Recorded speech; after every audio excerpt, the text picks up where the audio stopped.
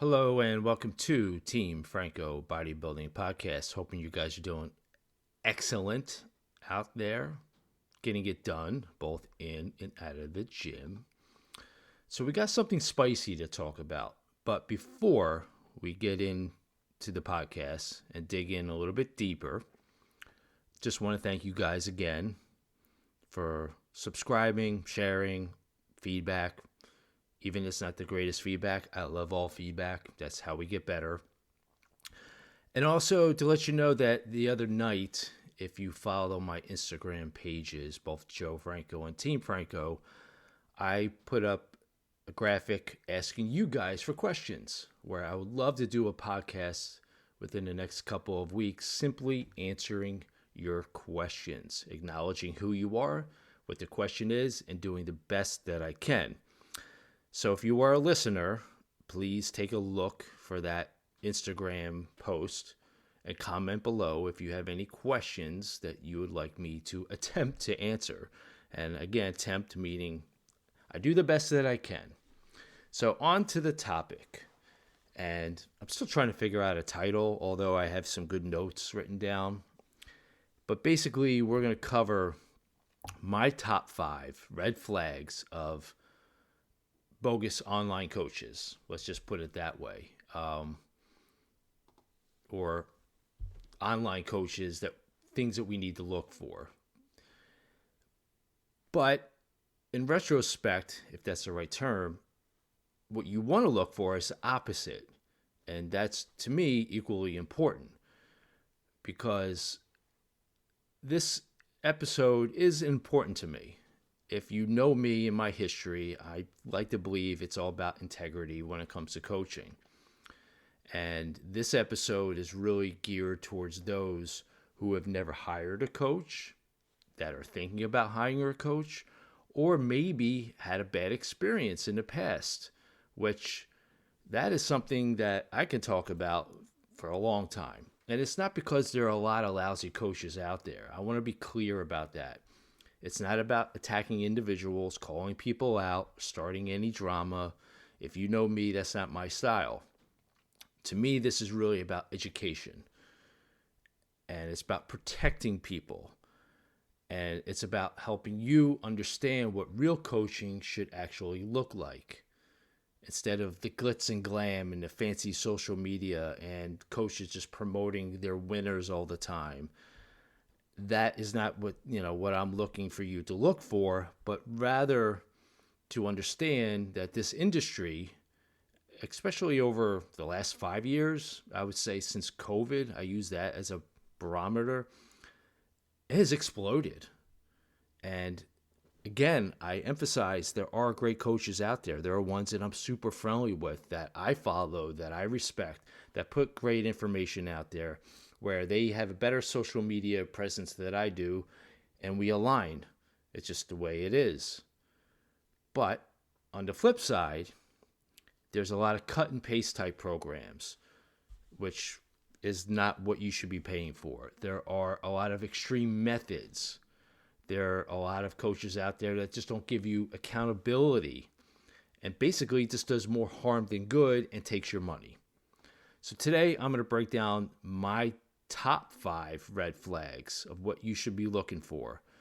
And just as important, what you should be looking for instead.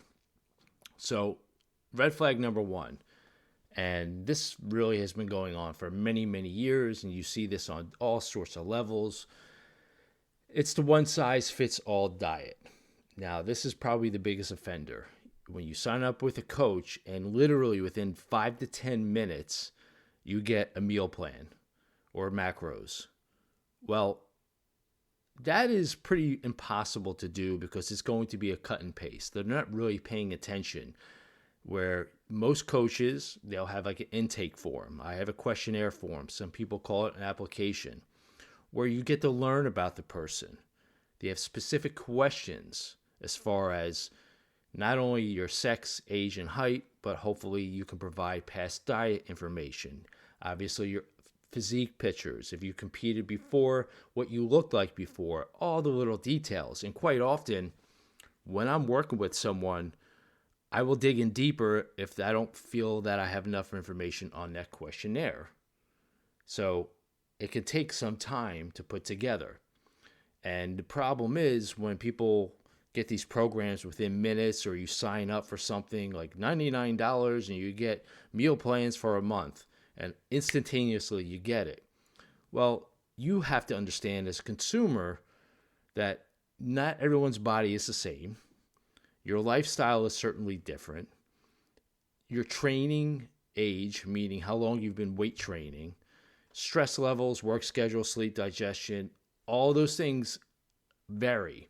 And you've heard me over the years always say we all have different fingerprints. So, yes, be aware if someone's promising you instant turnaround. I tell people once I receive your questionnaire, and if I don't have any additional questions for you as the client, and after I receive the payment, give me 24 hours. Then I could spend the time developing the macros. But to be fair, a lot of times it's not going to be 100% because the accountability afterwards, learning what the client is doing and the coaching takes place as time goes on. So the one size fit all, you really, that's a big red flag. Because when that also happens, you're not going to get that weekly accountability of them asking you, how's your appetite? How's your sleep been? How your strength progress? How do you feel? It's not going to happen. And real coaching to me is responsive. It's not automative. And in today's day and age with quick apps or these quick ways to sign up, you really need to be careful because a lot of times you get what you pay for. And even though it might be less expensive, well, that's what you're getting. You're not getting real coaching. Red flag number 2, extreme measures too early. Now, this is the one I think I have the biggest problem with because being a physique coach along with fitness lifestyle clients and then being in the physique world of competitiveness for a number of years through promoting, competing myself, and the thousands of people that I worked with that competed, the extremes are getting real. And unfortunately, there's a lot of coaches out there that do this. They may have success, but then they think it's a one-size-fit-all for everyone. And so therefore, they'll treat everyone. And if you can't manage the extremeness of their coaching, then they believe you're a failure. There are 2 coaches that stick on the top of my mind that I've gotten clients from, or I've gotten people who've reached out to me while they're currently working with these teams and coaches to question their methods that they're following. Now, I will typically tell them, listen, I don't want to step on anyone's toes just because you're paying them. I'll be happy to answer any of your questions, but maybe you need to confront your current coach because if it's not working out now, it's not going to work out well for you down the road when things get even harder during the prep. So basically, the examples that stick out the most as far as extreme measures is when they slash calories too aggressively. They jack up the cardio way too much. They take away all flexibility, saying that you can't eat fruit, or you need to do this, or you can't eat at night. They basically push you right into what I call the misery gate, where you're going to feel like shit right from the start instead of learning how your body responds. That's a red flag. Fat loss shouldn't be about suffering. It's about strategy, learning what is best for you and your lifestyle. Too often, these extreme approaches too early will lead to your burnout, metabolic slowdown, just because if you throw the kitchen sink at you, your body's going to say, F you, I can't do this. Rebounds, you've heard me talk about that all the time, which then leads to possible cheating, not adhering to it, or even post-show rebounds, which can be a terrible thing. And then more importantly, a really unhealthy relationship with food and training, where you are going to possibly hate it. And then who knows where it's going to spiral. I'll give you full disclosure. When I work with first timers, yes, my goal is for them to look their best. My goal is for them to feel comfortable and look like they belong on stage. But just sometimes, if you throw too much at them, mentally they can't handle it. Now, obviously, I learn the person as they go. There's a lot of first timers that are going to grind. They're all going to say, Joe, give it to me. And I will within reason, because I want them to enjoy the process, even though you're going to be tired, hungry, and all that, but to give them an opportunity to want to compete again instead of just possibly winning their pro card and then hating themselves for what they did in the past. Yes, competition prep is hard. I know that. And drasticness can happen, but not right from the start when someone is just finally hiring a coach, because you want to focus on consistency, discipline, and therefore good feedback as a coach where you have that data. Then you can make the changes subtly to keep them going forward. Now, you've heard me talk about, yes, more time is better, all that. But again, the red flag take-home point here is extremes too fast, too hard, and not knowing what the client can handle. It's a coach that understands are basically going to be about sustainability, where that's always going to be aggressive type diets. You're not going to win by doing everything at once. And this is a long time, process. It's a lifestyle. It's not a punishment. So if you literally are miserable after your first week with working with a coach, there is something seriously wrong. And this, again, goes to the point that you need to do some research and not just be in love with the social media presence that they have, or holding up their hand, holding up a client's hand winning a pro show. That's not what it's about. It's about making sure it's a good fit for you. Now, red flag number 3, again, it's very similar to the first 2, but it's about you educating yourself, them, and them educating themselves of you, where it needs to be a two-way street. And I want to talk about education, where if your coach just says, just follow the plan, don't ask questions, trust the process over and over again, but never explains why things are changing or not changing, to me, that's a problem. Where discipline and following the plan is important, but if they're blindly saying, if you're not doing this, you're not going to succeed, to me, that's wrong. It's not just about compliance.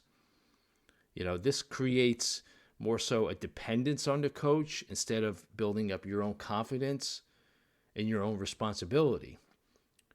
The most successful clients that I've had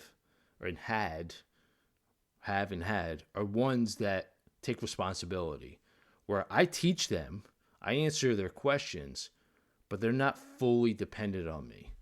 They live a life. They have other things going on. This is a big part of their life. So what you should really look for instead, as far as these coaches that say my way or the highway, is ask, you have to ask, why are my macros changing? How do I track properly? How do I handle social events? How do I adjust when life happens? This is just a few things. And if they can't answer that and say, you got to toughen it up, or you got to live in your house, if you go out, you got to bring Tupperware, there's a time and a place for everything. But this is starting to happen right from the start, right from the beginning of you hiring them.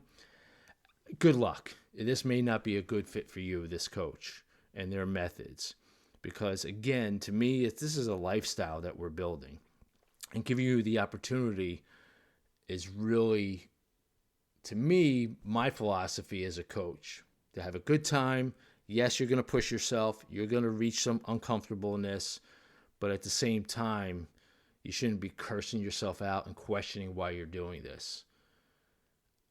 The goal is really to understand your body better than you ever have. And to me, education is power, and this coach should provide that for you.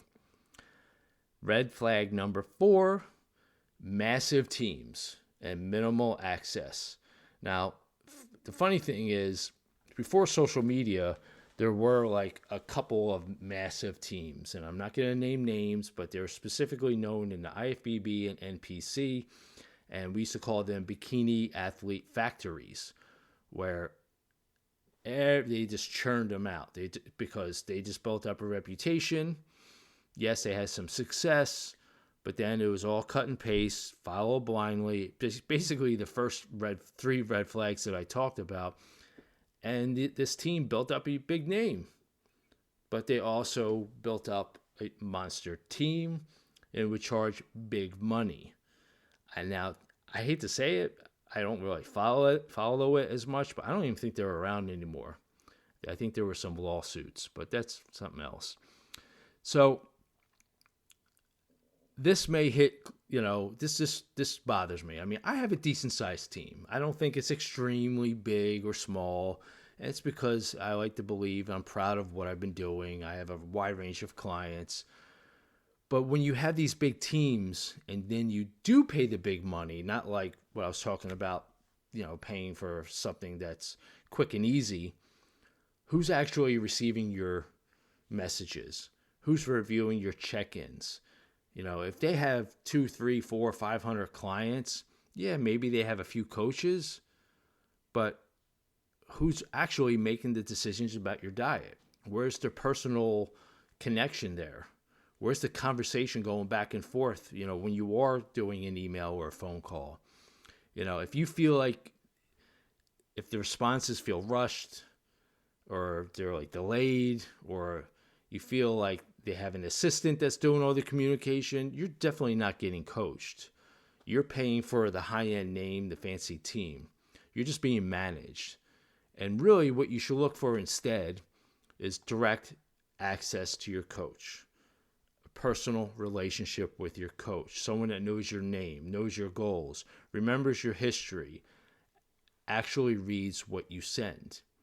Now, I think the big teams have really gone downhill because of all this, and it finally caught up with them, but I still believe they are flashy. I still believe there's a social media presence, and then people get attracted to seeing these big coaches that have hundreds and hundreds of clients that will pay the money for it. They may have 100,000 Instagram followers, so therefore, you know what? This is for me, because they've helped all these other people reach pro status and whatnot. Hey, if you want to try that route, you can try that route. But there's a good chance that it's not going to be as personal as if you were to hire or work with someone on a smaller level. Red flag number 5.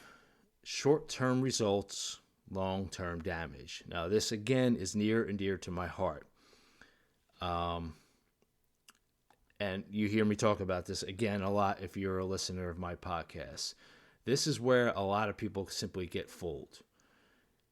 Basically, the pretty before and after photos with no context, no explanation of what happened after, what happens after they compete. That is something that I also pride myself on. And to give you a little bit greater detail is that you'll hear me once in a while make these social media posts. Is like, I'm more interested on how someone is feeling and looking a month after they competed. Because if they're in a good spot, they followed a productive plan, they did things right, and they're in a good spot psychologically. But quite often, after a coach promotes their client winning, that's it.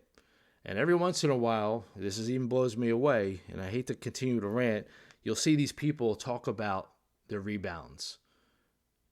And I'm like listening and looking like, oh, I had the worst rebound, but I'm ready to get back at it after. I mean, have you guys ever seen those?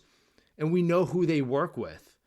Now, if that was my client doing that, which luckily I don't think that's ever happened to me on social media, I would be like, shut it down. That's not a good look for my team. That's not a good look for my coaching. If you need to tell everyone that you gained 50 pounds in 3 months and now you're ready to get back at it. So you don't see that often unless someone just puts it out there, obviously. What you don't see is the rebound weight gain from the hard type drastic coaching, the hormonal issues, the mental burnout, clients disappearing after they compete. that to me is important. You know, if you're going to look into a coach to help you with your contest prep, try to talk to their clients, past clients, and see how their coach responded, not only during the prep, but after. You know, if a coach doesn't talk about the after cut, the after prep, to me, that's a major red flag. I pride myself on that, where I pride myself when clients don't have terrible rebounds. So what you should really look for instead is a coach who cares just as much about maintenance, reverse diet, obviously your health, performance, longevity. Believe me, getting lean is not easy, guys. It really isn't. But staying healthy and functional afterwards, to me, is a skill. And if you can have an experience like that with a coach, that's a win-win. So I know I've thrown a lot at you with the red flags, right? And again, this is really for me to protect you that's possibly looking for a coach and what to look for. Because I'll say it again, there are a lot of awesome coaches out there. There really are, that I align with and sometimes not align with, but they have great success. And they're basically putting information out there to me that's reasonable, but not all the time you're going to find them. So that's why you want to check the box, the red flags. Make sure it's not a one-size-fits-all diet. Don't go to extreme measures too early. If they're promoting that, that's a red flag. Basically, if they're not trying to educate you, another red flag, where it's just not all about discipline. You want to learn and educate yourself so you have some responsibility yourself. Red flag number 4, the massive teams. Again, you don't want to be lost. You just don't want to be a number. And the last red flag, at least for this podcast, is when the coach only focuses on the short-term results and really not what's going to happen after, not realizing that, you know what, we got to teach this person how to properly exit plan. And I've actually done podcasts on that. So here's the truth. A good coach doesn't just help you lose weight. They help you learn your body. They'll help you build discipline, create habits, and sustain results for life. If you're looking for coaching, certainly ask questions and don't feel like you are intruding by doing so, because that is a good thing. And never confuse intensity with intelligence. Again, guys, if you find this to be helpful, please share it. Please comment. If you want to give me any feedback, you know I'm here. And if you want coaching, structured, data-driven, sustainable, you know where to find me. I'll talk to you next time, guys. Thanks for listening.